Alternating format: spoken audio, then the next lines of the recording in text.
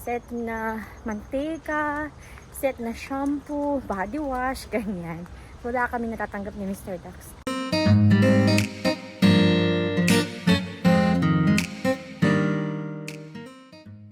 Ayun guys, ay bumibili ako ng kape. Ang lapit ko, no? Ang lapit ng camera sa akin. Ayan, bumibili po ako ng kape dito. Dito sa coffee shop na to is mura lang yung kape nila. So, madalas ako dito bumibili para makatipid tayo. Napakadaming tao ngayon kasi mag-holiday na. Mag-uumpisa na yung holiday bukas. Wala na silang pasok. So, ramdam na ramdam mo na may paparating na ano talaga, na kaganapan. Ang daming dumadaan. Papansin niyo yan, dumadaan sa gilid-gilid ko. So, medyo kakapalan natin yung ating mukha. Kunyari, wala tayong napapansin, hindi tayo nagbablog. Bigla lang akong sinipag mag-vlog na naman. Galing na ako ng post office, kami ni Mr. Dax, nagpadala kami ng box papunta ng Singapore. Tapos pumunta ako ng Daiso kasi bibili ako ng yarn. Dapat ang bibilin kong yarn is purple and black, pero yung black kasi is hindi available. Ang bilis maubos ng black. Maganda kasi yung nito, yung yarn na to. Maganda yung klase ng yarn niya. So medyo mabilis maubos. May umorder kasi sa akin. Kasamnida, may umorder kasi sa akin na kape. May umorder ng kape. May umorder sa akin ng wallet. Dalawa yung in-order niya, bongga. Tara! Tara, tara, tara!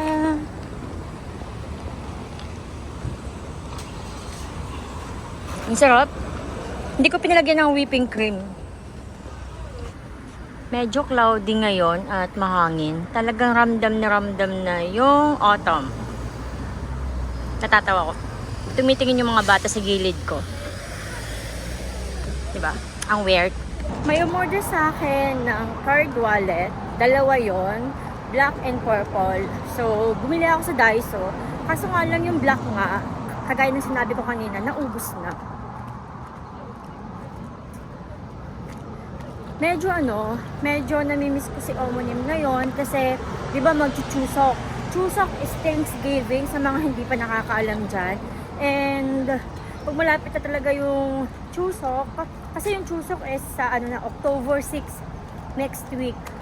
Madalas niyan, tumatawag niya sa akin na pupunta kami ng grocery para mamili and magpapalinis na yan ng bahay kasi nga, pupunta yung mga anak niya. So ngayon, wala na ako natatanggap na tawag. First Chusok na hindi namin kasama si Omonim. Kasi di ba ngayon lang naman siya namatay nung June 21. So, July 21. So medyo nakakalungkot. Nakakasad. Mukhang may gagawin sila dito. Inaayos nila. Yang lahat na yan, mula doon sa parang may building kayong brown na nakikita, hanggang dito, lahat yan is bakanting lote. Nung mga nakaraan ha. Tapos ngayon lang, siguro nung mga January ata, ginawa nila. Ang bilis nilang gawin yun, yung brown. Tapos ito naman susunod. Ano kayang gagawin nila dito? Wow. Sobrang bilis nilang kumilos. Talagang hindi patay-patay oras. And yung building na yan is yan siya, after class. Pag yung mga bata, pagkatapos nila sa school, ayun lang kasi yung school, ay brown din. Pagkatapos nila dyan, yung iba pupunta dito para mag-aral ng mga extra studies or ano ba tawag doon. Parang siyang academy din, ganyan. Diyan. Tawag nila dyan ata is after class kasi minsan yung mga nanay tsaka tatay, di ba? Yung couples is nagtatrabaho sila. So, hindi pwedeng mag-isa yung bata doon sa bahay. Kaya ginagawa nila, ina-apply nila sa mga ganitong after class. Oo, so yun. Nagsisisi ako bakit ako bumili nito kasi hindi ako makapag-vlog ng maayos. Oo. And kanina pala, ang aga din namin nagising kasi dito sa South Korea is na-release na yung Encore edition. Yung sa Happy Meals, yung Tiny Tan, na-release na kanina. So, madami kaming orders. Ang order sa amin ay 5 set. 35 yun, di ba? 5 set. Kasi 5 times 7.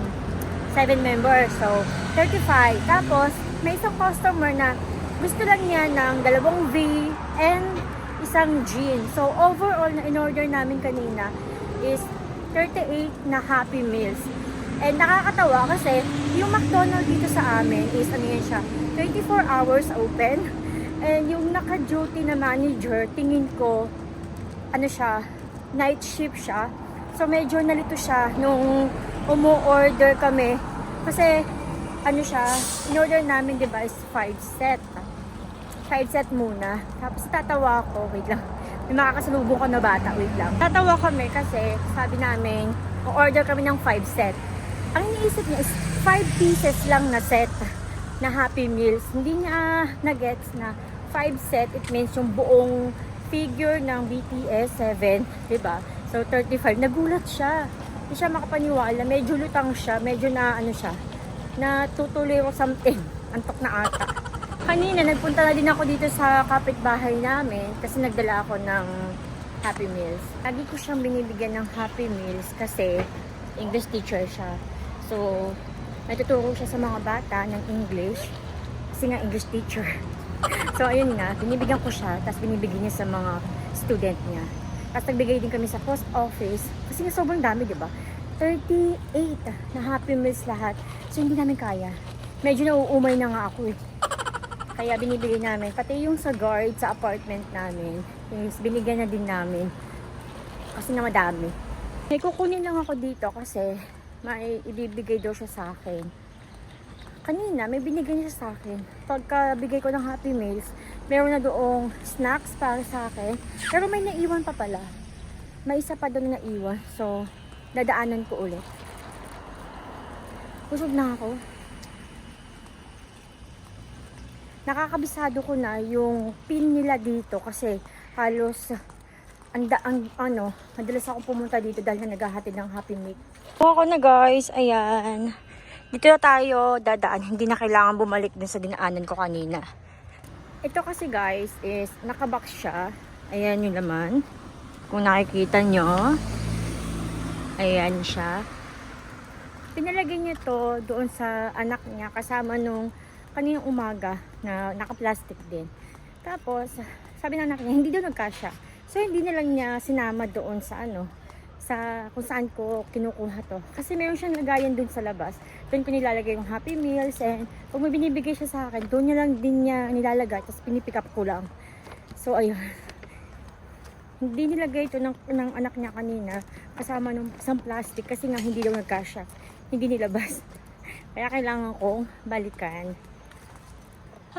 Pahinga muna tayo saglit dito sa may upuan. Ito na yung yung apartment complex namin. Tapos, paglabas mo dito, pag ganyan, doon yung apartment complex nung nung kapitbahay kong Pinay. Medyo pinapawisan ako ng very light.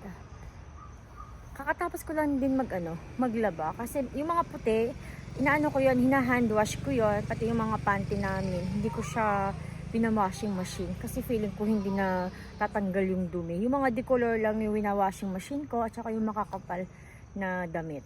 Sobrang tahimik dito. Unboxing tayo guys. Pero grabe naman, napakatibay ng pagkakadikit dito. Parang ayaw ipa-open sa akin ng kapitbahay ko. Hirap po, grabe. Excited pa man din ako. Pero i-open ko siya. Wait lang ha. Diyan lang muna kayo. Guys, na-open ko na. Napakahirap i-open. My gosh. Wow! Ang cute! So cute! Ayan o. Sakto. Magagamit ko talaga siya ngayong winter. And ito. Sobrang cute. Ayan, 'di ba? Maganda 'to pang winter, guys, kasi ayun medyo may kakapalan, so magagamit ko siya. Thank you so much. Dito na talaga ako nag-unboxing. Tapos ayun yung basura. Kitang bata, oh. Yung lola niya. Ito, aayusin ko lang para itapon ko na. Ito yung bag na ginawa ko, 'di ba? Gamit na gamit ko siya dito sa sa sa ano, araw-araw. Kasi ito ginagamit ko pag namimila ako, ganyan, maglalakad ako. Nakakatuwa kasi cute lang siya. Ayan, cute lang po siya. And kahit papaano, carry naman. Huwag lang yung sobrang bigat ha, yung ilalagay nyo. Ayan.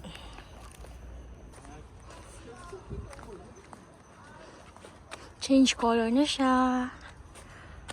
Oh, parang binago nila to. Ah, hindi. Hindi pala. Kakalimutin no? Ito pala yung hinahanap ko. Sabi ko, bakit parang naiba na? Ganyan pala talaga yan. Ito yung hinahanap ko. Ito. Akala ko na bago.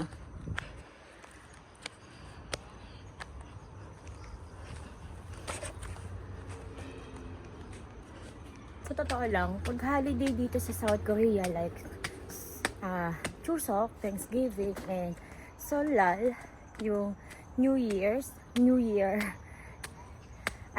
ko masyadong nafe-feel kasi nga, 'di ba? Kainan lang, ganyan. Tapos afternoon, uwian na agad. And humingal ako. And syempre, hindi din naman kagaya yung family ng asawa ko sa ibang family na talagang matagal nagbabanding, naglalaro, ganyan. Hindi. Kasi mga busy sila. Kaya yun. Medyo mabilis lang yung bonding namin. Kaya hindi ko masyadong nafe-feel yung holiday dito. Tapos, 'di ba, wala akong trabaho. Simula pumunta ako dito. May trabaho ako sa restaurant, pero mga 2 months lang ako kasi kaya ko yung trabaho, pero yung kasama ko, yung amo ko, at saka yung adjuman na kasama ko, hindi ko masyadong bet kasi naninibago ako. Medyo mainitin yung mga ulo nila. Pero ganun lang naman daw talaga yung mga Koreans. So medyo nanibago ako, kaya nai-stress ako pag papasok ako. Hindi ako napapagod sa work. Nakakapagod yung work, pero kaya ko. Kaso yung stress ka kasi takot ka magkamali, yun yung nararamdaman ko. So nag-stop ako doon, 2 months lang. Then after nun, hindi na ako nag-work, diba? Kasi parang tawag doon, yung may business kami ni Mr. Dax, tour guide, and yung pasabay nga. So doon kami nag-focus ni Mr. Dax. Kaya yun, hindi ko din fail na pag-holiday kasi kung nagtatrabaho ka, mafe-feel mo talaga yung holiday kasi nagbibigay sila ng mga ng mga bonus, tapos yung mga prutas, ganyan galing sa mga amo. So, feel mo, 'di ba? Kaso ako, dahil kami ay may business, sariling business namin. So, kami lang ni Mr. Dax yung magbibigayan. Wala kami mga set na oil or yung mga ham. Yun kasi yung uso na regalo. Set na ham, set na mantika, set na shampoo, body wash, ganyan. Wala kami natatanggap ni Mr. Dax. Oh, hiningal ako. Malapit na kami sa bahay. Malapit na ako sa bahay. Tapusin ko na yung aking vlog kasi hinihingal na ako. And hindi na ako mag-vlog sa bahay. Yes, kasi may gagawin pa ako. Mag-prepare ako para sa dinner namin ni Mr. Dax. Kaya mabibisi na din ako. Thank you so much guys sa pakikipagkwentuhan sa akin. Hanggang sa susunod. Bye!